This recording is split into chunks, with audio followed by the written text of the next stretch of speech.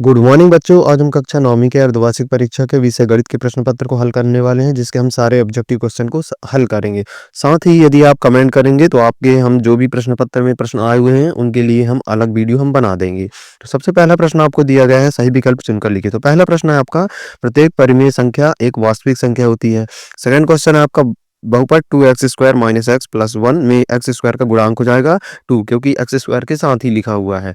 इसके बाद तीसरा प्रश्न आपको दिया गया है, रैखिक समीकरण y = 3x + 5 का एक अपरिमित अनेक हल होगा, क्योंकि इसमें हम कोई भी मान रख सकते हैं तो अनंत हल निकाल सकते हैं, 1 0 -1 2 कुछ भी, है ना, इस प्रकार से। इसके बाद आएगा आपका चौथा प्रश्न, बताइए कि निम्नलिखित में से कौन सा समीकरण x - 2y = 4 का एक हल है। तो इस समीकरण में हमारा जो सा नंबर का ऑप्शन है उसको हम वहां पुट करेंगे, रखेंगे, तो इस प्रकार से हमारा आंसर इक्वल हो जाएगा, 4 = 4। इसके बाद फिफ्थ क्वेश्चन में, किसी चतुर्भुज के चारों अंतःकोणों का योग 360 डिग्री होता है।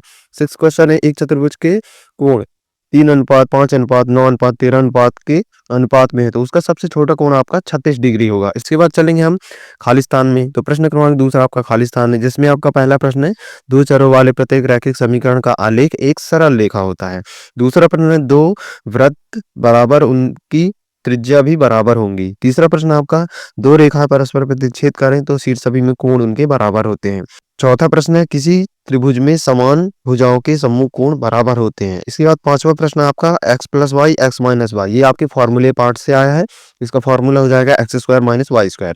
सिक्स क्वेश्चन है आपका, यदि a + b + c = 0 है तो aq + bq + cq = 3abc answer हो जाएगा। इसके बाद चलेंगे हम नेक्स्ट क्वेश्चन में, जिसमें आपको सत्य सत्य बताना है। तो पहला प्रश्न है आपका, एक त्रिभुज के तीनों अंतःकोणों का योग 180 अंश होता है, यह कथन सत्य है। सेकंड क्वेश्चन है, प्रत्येक पूर्णांक एक पूर्ण संख्या होती है, यह कथन आपका सत्य है। थर्ड क्वेश्चन, 2π एक अपरिमेय संख्या है, यह बिल्कुल सत्य है। यदि यही संख्या बटे में लिखी होती तो आपका ये परिमेय संख्या हो जाती। फोर्थ क्वेश्चन है आपका, एक बिंदु से होकर केवल एक ही रेखा खींची जा सकती है, यह कथन आपका सत्य है।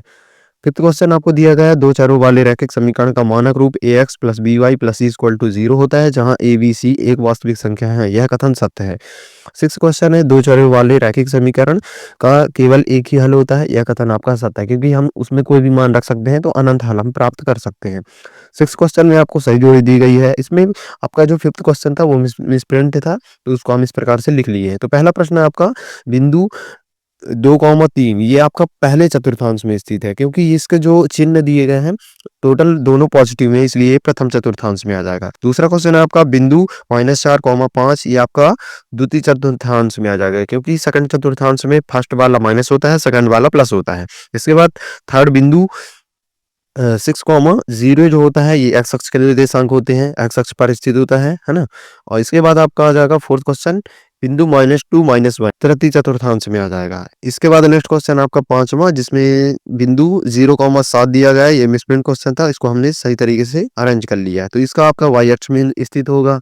इसके बाद आपका बिंदु 2 -5 ये आपका हो जाएगा चतुर्थ चतुर्थांश में।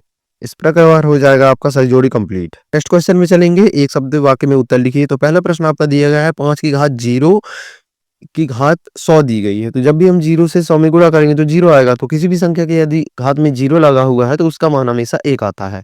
इसके बाद दूसरा प्रश्न आपका, 35 घात के द्विपद का एक उदाहरण लिखिए। तो इस प्रकार से हम इस समीकरण को लिख सकते हैं। तीसरा, 70 डिग्री कोण का संपूरक कोण लिखिए। तो संपूरक कोण का मान 180 होता है, 180 होता है, उसको हम 70 से माइनस करेंगे तो 110 हो जाएगा। इसके बाद नेक्स्ट क्वेश्चन है फोर्थ, जिसमें समकोण की माप बताना है, तो 90 डिग्री होता है। सर्वांग समता की परिभाषा या सर्वांग सम किसे कहते हैं, इस प्रकार से तो इसकी परिभाषा हो जाएगी कि किन्हीं दो आकृतियों की माप व उनकी भुजाओं की बनावट एक जैसी हो, वो सर्वांग सम कहलाता है, और इसी नियम को हम सर्वांग समता के नियम भी कहते हैं। इसके बाद आपका अंतिम प्रश्न छठवां, जिसमें आपका पूछा गया है, क्या पतंग एक समांतर चतुर्भुज का उदाहरण नहीं है। तो इसका आंसर आपका नहीं हो जाएगा, क्योंकि सभी पतंग जो होती हैं समांतर चतुर्भुज के टाइप की नहीं होती हैं, कुछ का आकार समलंब चतुर्भुज के टाइप का या उससे अदर भी होता है।